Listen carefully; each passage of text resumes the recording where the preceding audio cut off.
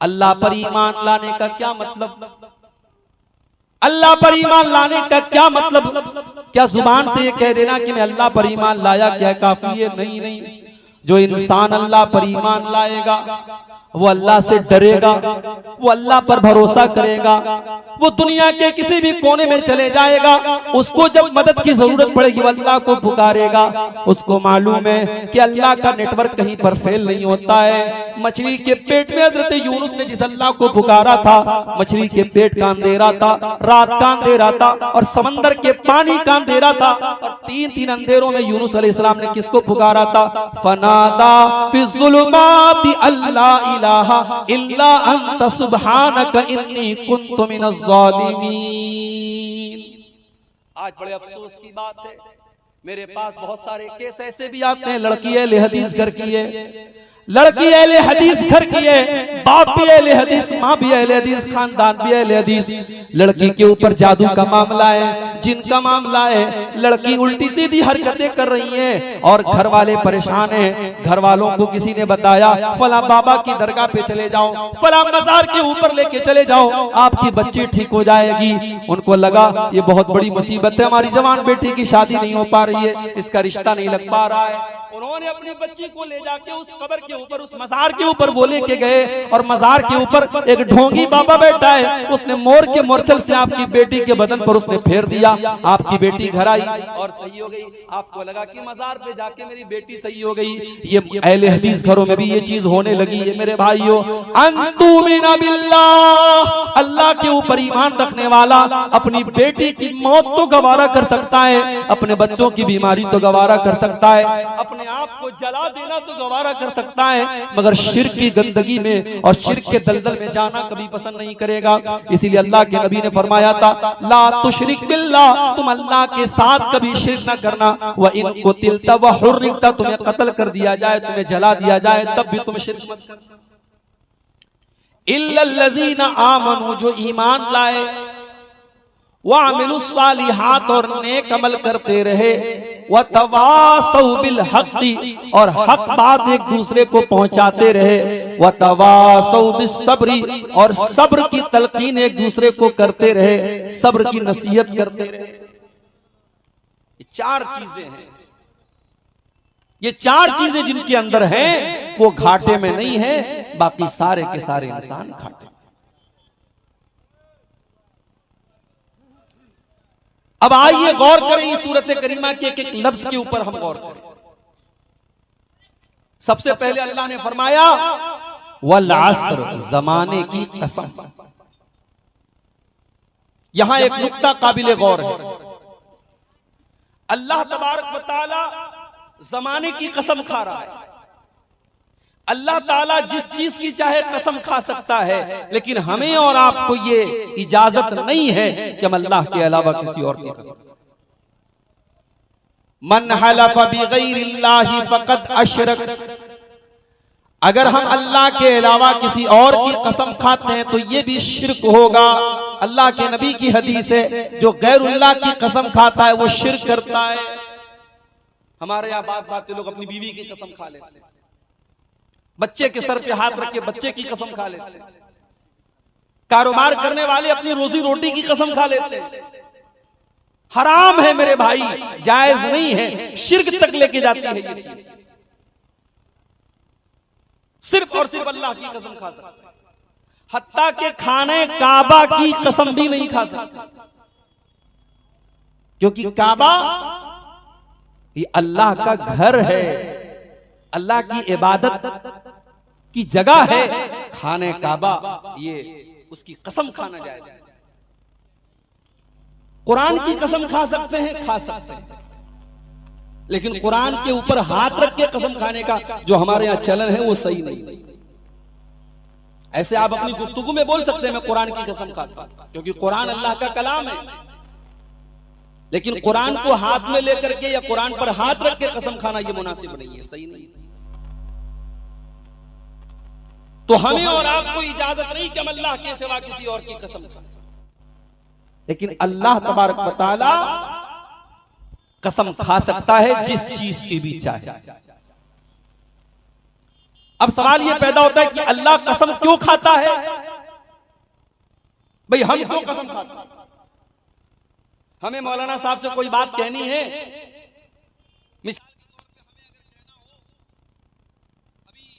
Programme तक कालीगंज में, पिछले महीने आपके करीब में एक जगह है कालीगंज, वहां मेरा प्रोग्राम था, कुछ मजबूरियों की वजह से मैं नहीं आ पाया। अब होता क्या है, अगर मुकर्रिर का नाम इश्तिहार में है और मुकर्रिर नहीं आया किसी भी मजबूरी की वजह से, तो जलसे वालों के ऊपर इल्जाम लगता है कि आपने झूठ मूठ में नाम दिया था, आपने मुकर्रिर से बात नहीं की। भाई ये मुनासिब बात नहीं है, मजबूरी आ सकती है। अगर मैं कालीगंज के प्रोग्राम में नहीं आ पाया, इसका मतलब ये नहीं कि मैंने धोखा दे दिया या उन लोगों ने आपको धोखा दे दिया। किसी के साथ कभी भी कोई भी मजबूरी आ सकती है। लेकिन मुझे बाद में मालूम है कि लोग बड़े नाराज हैं, बड़े गुस्से में हैं। तो जब सामने वाला हमारी बात के बारे में शक करता है, तब हम कसम खाते हैं ताकि उसको यकीन आ जाए कि हाँ साहब मैं सच बोल रहा हूं। सवाल यह है कि क्या अल्लाह ताला इसलिए कसम खा रहा है क्योंकि अल्लाह की बात पर हमें और आपको यकीन नहीं है? नऊजुबिल्लाह। अल्लाह को अपनी बात मनवाने के लिए कसम खाने की जरूरत नहीं है। वमन अस्दक़ु मिनल्लाहि क़ीला वमन अस्दक़ु मिनल्लाहि हदीता। अल्लाह से बढ़कर के सच्ची बात किसकी हो सकती है? अल्लाह ताला की हर बात सच्ची है। अल्लाह को अपनी बात मनवाने के लिए कसम खाने की कोई जरूरत नहीं है। कसम खाने की जरूरत तो हमारे और आपके जैसे इंसानों को पड़ती है। अब सवाल ये पैदा होता है, जब अल्लाह की हर बात सच्ची है तो अल्लाह कसम क्यों खा रहा है? अल्लाह कसम इसलिए खा रहा है, ये बताने के लिए कसम खा रहा है कि मैं आगे जो बात कहने जा रहा हूं वो बहुत ज्यादा इंपॉर्टेंट है, बहुत ज्यादा अहम है, बहुत ज्यादा जरूरी है। ऐ मेरे बंदो, मैं कसम खा के तुमको बता रहा हूं, जो तुम्हारे बात करने का अंदाज है, जब तुम अपनी बात को मजबूत करने के लिए कसम खाते हो, मैं तुम्हारी बातचीत के अंदाज को अपनाते हुए मैं कसम खा रहा हूं ताकि तुम आगे वाली बात की अहमियत को समझो, उसके इंपॉर्टेंस को समझो, उसके महत्व को समझो।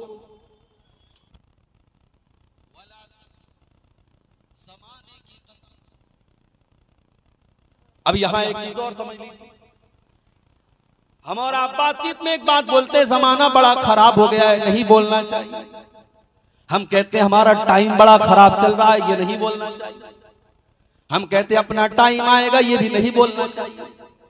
हम ये कहते हैं बड़ा बुरा दौर चल रहा है, ये भी नहीं बोलना चाहिए। इसलिए कि दौर और हालात और जमाना, इसको चलाने वाला अल्लाह ताला है। अगर हमारे ऊपर बुरी आफतें, हमारे ऊपर बुरे हालात अगर आ रहे हैं, आफतें आ रही हैं, मुसीबतें आ रही हैं, परेशानियां आ रही हैं, हम अपने गिरेबान में झांके, हम अपना जायजा लें, हम अपने आमाल को टटोले, हम अपने जमीर के अंदर झांक करके देखें हमसे कहां खता हो रही है। हम ये ब्लेम न करें कि हालात बहुत खराब चल रहे हैं, जमाना बहुत खराब चल रहा है। जमाना खराब नहीं होता, जमाने वाले खराब होते हैं।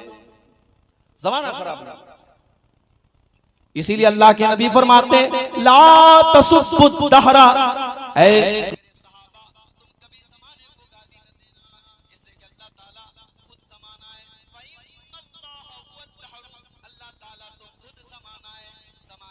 आने वाला अल्लाह ताला है। हुवल्लज़ी युक़ल्लिबुल लैला वन नहार, रात और दिन को फेरने वाला और दिन और तारीख को पलटने वाला और दुनिया के निजाम को चलाने वाला, रातों दिन को चलाने वाला तो अल्लाह ताला है। जब तुम जमाने को गाली देते हो तो इनडायरेक्टली तुम नऊजुबिल्लाह अल्लाह को बुरा भला कहते हो। इसलिए खबरदार जमाने को गाली न देना, कभी जमाने को गाली न देना। जमाना ही, वक्त ही तो हमारी पूंजी है मेरे भाई। इंसान की जिंदगी से गुजरा हुआ एक मिनट कभी वापस नहीं आ सकता, इतना कीमती होता है ये वक्त, ये जमाना। आज इंसान जवान है, सोचता है यार ये मौलवी लोग का तो काम है तकरीर कर, मजे ले लो, आज जवानी है गुलछर्रे उड़ा लो। मगर माफ कीजिएगा, मौत जब आएगी ना, ये पूछ के नहीं आएगी कि आप 30 साल के हैं कि 40 साल। कोरोना आया तब पूछ के नहीं आया, तब 25 साल के हो के 35 साल के। कब्रिस्तान में जब जनाजे आप उठाते हैं, जाके देख लो, अगर 60 और 65 और 70 साल वालों के जनाजे आप उठाते हैं तो 18-20 साल के जवानों के जनाजे भी आप उठाते हैं, 5 साल के बच्चों के जनाजे भी आप उठाते हैं और 70 साल के बूढ़ों के जनाजे भी आप। इसलिए टाइम की कदर करो मेरे भाई। अल्लाह जमाने की कसम खा के हमें और आपको बता रहा है कि टाइम बड़ी कीमती चीज है, वक्त बड़ी कीमती चीज है। इसीलिए अल्लाह के नबी फरमाते हैं इग़्तनिम खम्सन क़ब्ल खम्सिन, 5 चीजों की कदर करो, 5 चीजों को गनीमत समझो, 5 चीजों की वैल्यू को समझो, 5 चीजों के आने से पहले। शबाबक क़ब्ल हरमिक, अपनी जवानी की कदर कीमत को समझो अपने बुढ़ापे के आने से पहले। मेरे प्यारे भाइयों, ये जवानी अल्लाह की बहुत बड़ी नेमत है जो हमें और आपको मिली है। इस जवानी का मिसयूज न करो, इसको बदकारी में न गुजारो, इसको अय्याशी में न गुजारो, इसको शराब नोशी में न गुजारो, इसको हराम कारोबार में न गुजारो। इस जवानी को अल्लाह को राजी करने में गुजारो। रब्बे काबा की कसम, तुमने जवानी में जो सजदे तुम करोगे अल्लाह की बारगाह में 60 साल के बाद जो सजदा किया जाए वो सजदा 20 साल की उम्र वाले सजदे के बराबर नहीं हो सकता है। 20 साल का जवान जब अल्लाह की बारगाह में सजदा करता है, जब 20 साल का जवान रातों में अल्लाह की इबादत करता है, उस नौजवान की इबादत अल्लाह को बहुत पसंद है। इसीलिए अल्लाह के नबी फरमाते हैं कयामत के दिन अल्लाह ताला अपने अर्श का साया जिन खुश नसीब बंदों को देगा, उनमें खुश नसीब वो भी होगा वशापुन नशा फी इबादतिल्लाह, वो नौजवान जिसकी जवानी अल्लाह की इबादत में गुजरी हो। अल्लाह के नबी ने ये नहीं कहा वो बूढ़ा जिसकी का बुढ़ापा अल्लाह की इबादत। बुढ़ापे की उम्र तो ऐसी होती है जब इंसान को एहसास होने लगता है अब मेरा कब्र पैर में लटका है, अब मेरा पैर कब्र में लटका है, अब कभी भी मैं अल्लाह के यहाँ जा सकता हूँ, अब मेरा टाइम खत्म हो रहा है। वो इंसान ऑटोमेटिक नेकियों की तरफ माइल होता है और बुराइयों का जज्बा कम होता है। लेकिन जवानी में जब इंसान के अंदर गुनाह करने की ताकत होती है और इंसान को शैतान ज्यादा बहकाता है और गुनाहों के फितने ज्यादा उसके साथ होते हैं, इसलिए नौजवानी में अपने आप को बचा के रखना ज्यादा है। तो अल्लाह के रसूल सल्लल्लाहु अलैहि वसल्लम क्या फरमा रहे हैं? शबाबक क़ब्ल हरमिक, अपनी जवानी की कदर करो इससे पहले कि बुढ़ापा आ जाए। वसिहतक क़ब्ल सक़मिक, और अपनी तंदुरुस्ती की कदर करो इसके पहले कि तुम बीमार हो जाओ। कोरोना का दौर खत्म, सरकार का दावा है कि भारत के ज्यादातर लोगों ने वैक्सीन लगवा ली, लेकिन अभी भी हालात बहुत अच्छे नहीं है मेरे भाइयों। अब हालात वो हैं, अब सरकार पल्ला झाड़ लेगी, लॉकडाउन लगाने की तो हिम्मत अब किसी के अंदर नहीं है। अभी भी वायरस मौजूद है, बीमारियां मौजूद हैं, और हमने अपनी बनारस की सरजमीन पर कई ऐसे मरीजों को पिछले 2-3 महीनों के अंदर देखा। बुखार आया, फीवर आया, डॉक्टर को दिखाया गया, प्लेटलेट की जांच हुई, प्लेटलेट कम पाया गया। इसके पहले कि प्लेटलेट चढ़ाया जाता, इसके पहले कि कंट्रोल किया जाता, 24 घंटे के अंदर मरीज अल्लाह को प्यारा हो गया। कितने वाकयात, बिल्कुल यंग आदमी, बिल्कुल नौजवान आदमी बीमार होता है और इंतकाल कर जाता है। हम नहीं जानते कौन सा बुखार जानलेवा बन जाएगा, हम नहीं जानते कौन सी खांसी जानलेवा बन जाएगी, हम नहीं जानते सीने का कौन सा दर्द हार्ट अटैक की खबर लेकर के आ जाएगा, हम नहीं जानते पेट का कौन सा दर्द नऊजुबिल्लाह कैंसर की बीमारी लेके आ जाएगा। अगर अल्लाह ने आपको तंदुरुस्त बनाया है, अगर अल्लाह ने आपको बीमारियों से बचाया है, अल्लाह का शुक्र अदा करो मेरे भाई। कभी जाकर के मुंबई के अंदर कैंसर हॉस्पिटल में जाकर के देखो, आपके जैसे लोग कितने मरीज हैं जो कैंसर की बीमारी में मुब्तला हैं और आज मुंबई के हॉस्पिटल के चक्कर लगा रहे हैं और जिंदगी और मौत की लड़ाई लड़ रहे हैं। अगर अल्लाह ने आपको और हमें अल्लाह ने इन बीमारियों से बचाया है तो इस नेमत की कदर करो। अल्लाह के नबी फरमा रहे हैं वसिहतक क़ब्ल सक़मिक, अपनी बीमारियों के आने से पहले अपनी तंदुरुस्ती की कदर करो। और तीसरी चीज वग़िनाक क़ब्ल फ़क़्रिक, और अपनी दौलत की कदर करो इसके पहले कि तुम फकीर हो जाओ, गरीब हो जाओ। आज अल्लाह ने दौलत दी है, आज आपके पास बड़े बैंक बैलेंस हैं, बड़ी जमीनें हैं, बड़ी जायदाद हैं, बहुत पैसा आपके पास है। आज हराम कामों में खर्चा करने के लिए तो 2000 की नोट आप निकाल लेते हैं और लाखों करोड़ों खर्च करने के लिए तैयार हो जाते हैं। अभी बनारस में एक शादी हुई, लड़की वालों ने ये डिमांड की, लड़के वालों ने ये डिमांड की कि हमारे यहाँ से जब बारात जाएगी तो बहुत अच्छा लॉन बुक होना चाहिए, एक अच्छा लॉन बुक होना चाहिए। लड़की वाले भी बड़े हैसियत वाले, बड़े पैसे वाले थे।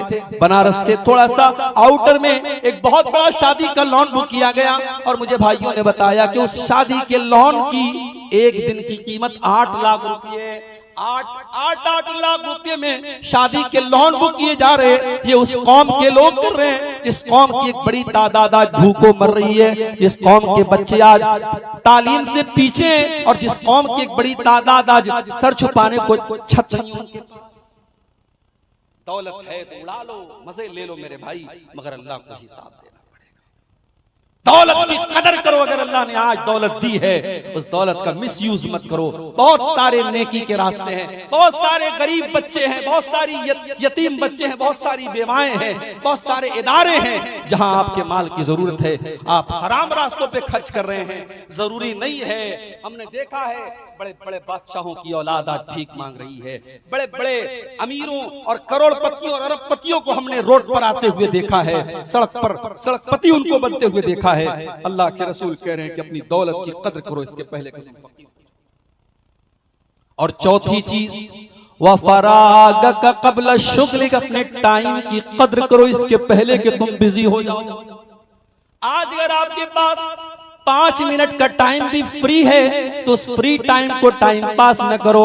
उस 5 मिनट में कुरान की तिलावत कर सकते हो, उस 5 मिनट में कोई अच्छी तकरीर सुन सकते हो, उस 5 मिनट में किसी दीनी किताब का मुताला कर सकते हो, उस 5 मिनट को अपनी माँ के पास बैठ करके माँ की हालचाल ले सकते हो, उस 5 मिनट में अपने बच्चों के पास बैठ करके बच्चों की सही तरबियत कर सकते हो, उस 5 मिनट के जरिए अपने बाप के पास बैठ करके अपने बाप की कुछ खिदमत कर सकते हो। उस 5 मिनट की भी कदर करो, वो 5 मिनट भी तुमको आगे की जिंदगी में नसीब नहीं होगा।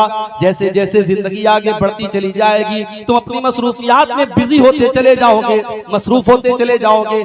अगर तुम्हारे पास फ्री टाइम है, अगर तुम्हारे पास फुर्सत है, अगर तुम्हारे पास वक्त है, अल्लाह के प्यारे नबी सल्लल्लाहु अलैहि वसल्लम फरमा रहे हैं वफरागक कब्ल शुगलिक, अपने टाइम की कद्र करो इसके पहले कि तुम बिजी हो जाओ।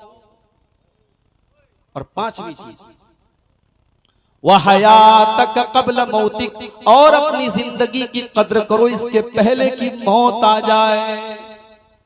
इसके पहले कि तुम आज तो अपनी 4 व्हीलर पर और अपनी महंगी महंगी 30-30, 40-40 लाख की गाड़ियों पर तुम सफर करते हो, तुम्हारे गांव में तुम्हारी गाड़ियों की धूम है, तुम्हारी दौलत की धाक है। इससे पहले कि वो दिन आ जाए जब फॉर्च्यूनर पे चलने वाला, जब महंगी महंगी गाड़ियों पर चलने वाला, जब करोड़पति बंगले में रहने वाला, जब 4 लोगों के कंधे पर सवार होकर के कब्रिस्तान जाएगा, उस दिन के आने के पहले तुम तैयारी कर लो मेरे भाई।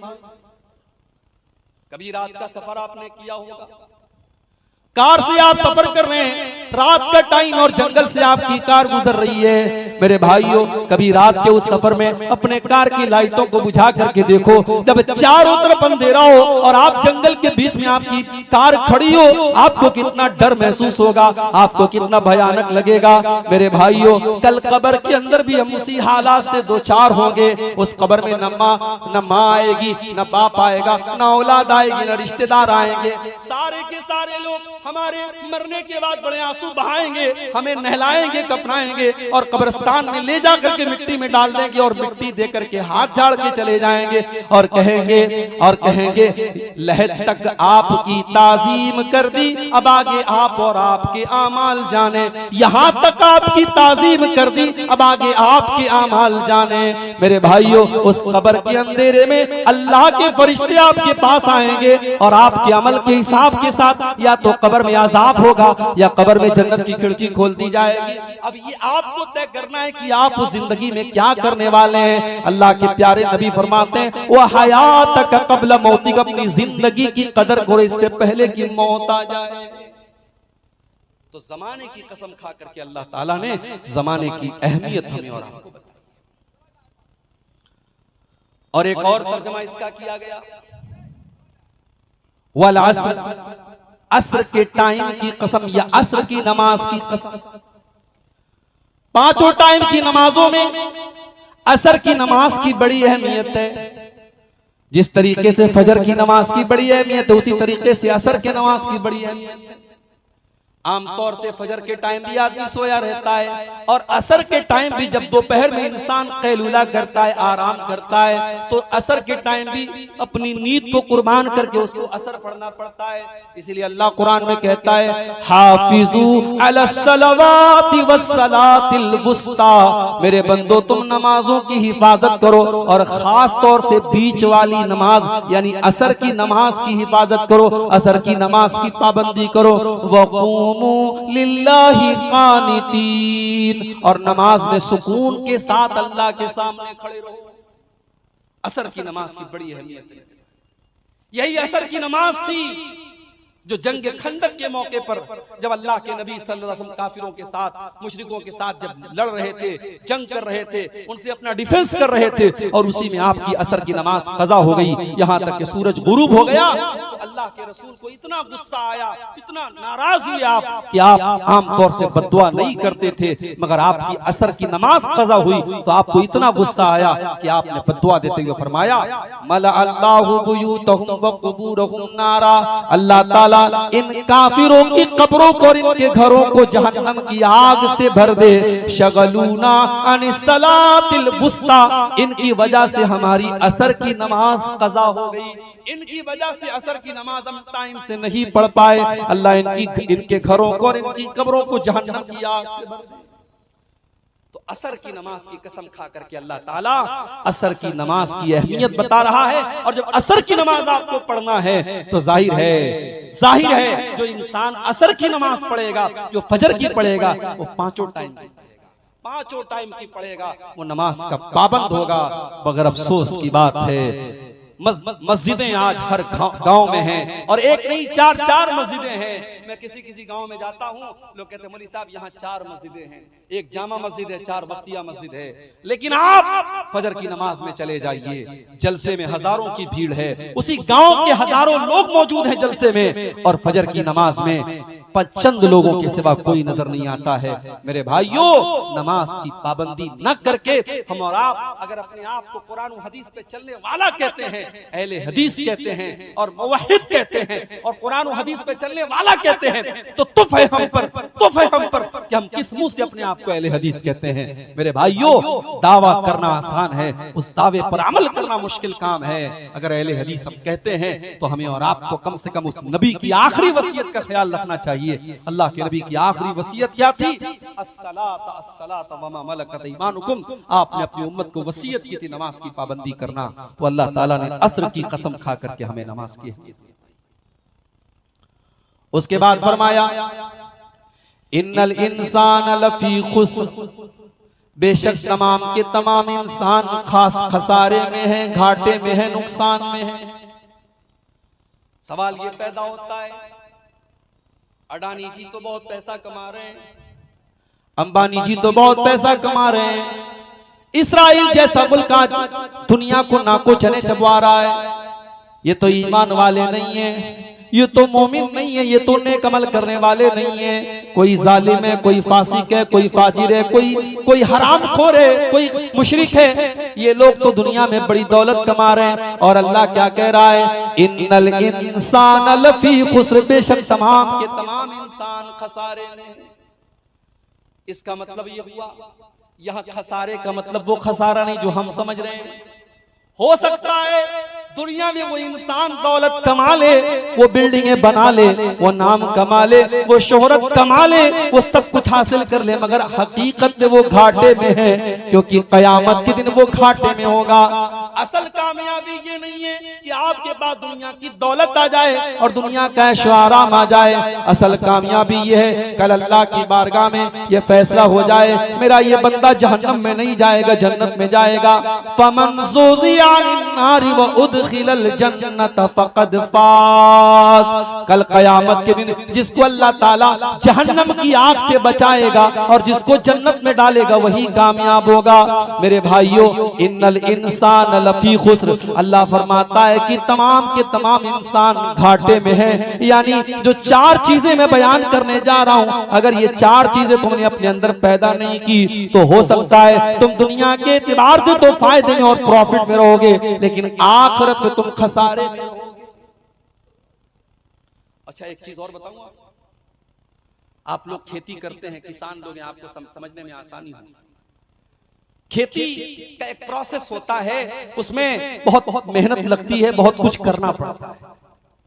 उसके बाद भी अगर जब पैदावार के मिलने का टाइम हो, जब हमें अपनी मेहनत का फल मिलने का टाइम हो, और उसके बाद कोई ऐसी मुसीबत आ जाए, सूखा पड़ जाए, बारिश ही न हो, या बारिश इतनी ज्यादा हो कि फसल तबाह हो जाए, तो हमारे भारत में, हमारे मुल्क में जो लाखों किसान हर साल आत्महत्या करते हैं, सुसाइड करते हैं, खुदकुशी करते हैं, वो क्यों करते हैं? क्योंकि उस खेती के लिए बेचारे बड़ी मेहनत करते हैं, उसमें अपना कैपिटल लगाते हैं, अपनी पूंजी लगाते हैं, बैंक से लोन लेकर के वो खेती में इन्वेस्ट करते हैं, और उसके बाद अगर सूखा पड़ जाए, बारिश न हो या बारिश ज्यादा हो जाए, सैलाब आ जाए और खेती तबाह हो जाए, तो वो किसान लाचार हो जाता है। और चूंकि उसने बैंक से लोन लिया था, ब्याज पर उसने लोन लिया था, अब उसे ये नजर आता है ये ब्याज मैं कैसे दूंगा, मेरी तो पूरी पूंजी खत्म हो गई, तो वो खुदकुशी का रास्ता अपनाता है, जो कि हराम है। ब्याज पर लोन लेना भी हराम है और खुदकुशी करना भी हराम है, मगर ये कदम वो उठाता है और मायूस होकर के उठाता है। क्यों? क्योंकि वो देखता है कि मेरी मेहनत का फल मुझे नहीं मिलेगा। मेरे प्यारे साथियों, कल कयामत के दिन भी सबसे ज्यादा खसारा उठाने वाले कौन लोग होंगे? कुरान का 15वां पारा खोलिए, अल्लाह ताला फरमाता है सूरह काफ के अंदर, कुल हल नुनब्बिउकुम बिल अक्सरीना आमाला अल्लज़ीना दल्ला सायुहुम फिल हयातिद दुनिया व हुम यहसबूना अन्नहुम युहसिनूना सुना।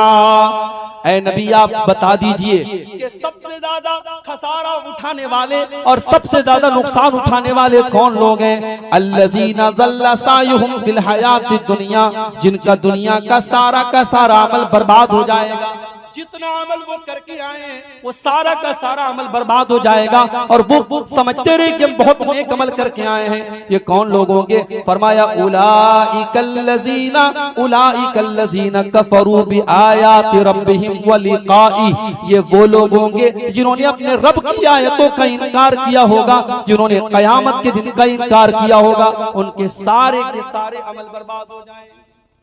तो सबसे बड़ा खसारा मेरे भाइयों कयामत के दिन का खसारा। और कोई ये ना समझे कि साहब हम तो मुसलमान हैं, हमारा तो बेड़ा पार है, हम तो ला इलाहा इल्लल्लाह कहने वाले हैं, मुशरिक खसारे में होगा, काफिर खसारे में होगा। हम तो मुसलमान हैं, हम तो ला इलाहा इल्लल्लाह मुहम्मद रसूलुल्लाह पढ़ने वाले हैं। मेरे भाइयों, अगर मोमिन भी है लेकिन उसका किरदार सही नहीं, उसका अमल सही नहीं है, तो वो भी नुकसान में होगा कयामत। अल्लाह ने फरमाया सूरह ज़ुमर के अंदर, वत्तबिऊ मा उन्ज़िला इलैकुम मिर रब्बिकुम, मेरे बंदो तुम अपने रब की शरीयत की पैरवी करो, मिन क़ब्ल अन यातियकुमुल अज़ाबु बग़ततन व अंतुम ला तशऊरून, इसके पहले कि अल्लाह का अज़ाब अचानक आ जाए और तुम्हें पता न चले। अन तक़ूल नफ्सुन या हसरता अला मा फर्रतु फी जंबिल्लाह, कयामत का दिन होगा, इंसान कहेगा ऐ काश मैंने अल्लाह के अहकाम के सिलसिले में लापरवाही न की होती, मैंने कोताही न की होती। या हसरता अला मा फर्रतु फी जंबिल्लाह व इन कुन्तु लमिनस साखिरीन, इंसान कल कयामत के दिन कहेगा मैं अल्लाह का मजाक उड़ाने वालों में से था, मैं इस्लाम का मजाक उड़ाने वालों में से था, आज मेरा कितना बुरा अंजाम हो गया।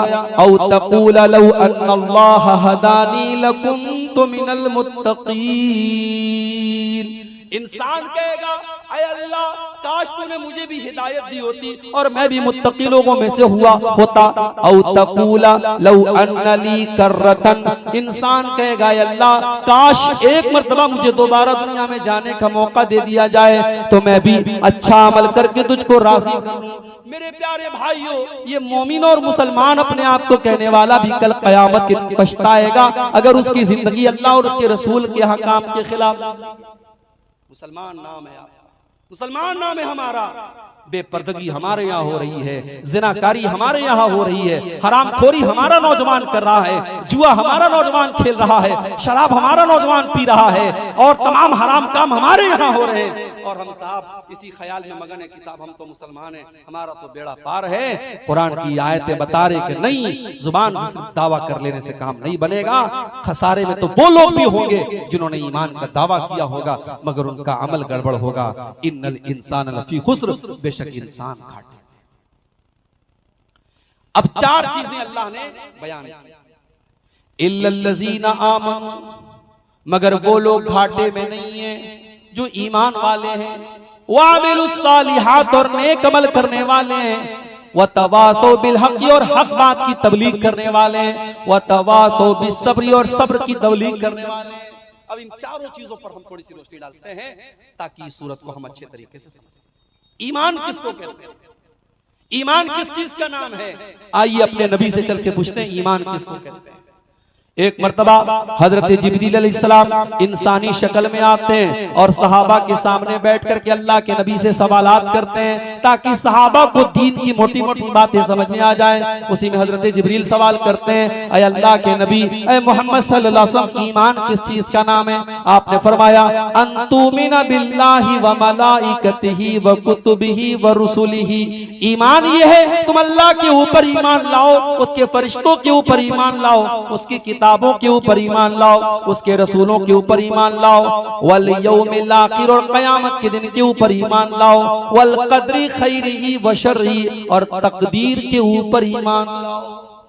अब मैं आपसे पूछता हूं, भाई ये ईमान के 6 अरकान है। अल्लाह पर ईमान लाना, उसके फरिश्तों पर ईमान लाना, उसकी किताबों पर ईमान लाना, उसके रसूलों पर ईमान लाना, और कयामत के दिन पर ईमान लाना, और तकदीर पर ईमान लाना। ये ईमान के 6 अरकान है, 6 पिलर्स।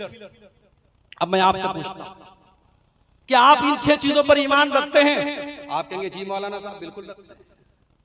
सवाल ये है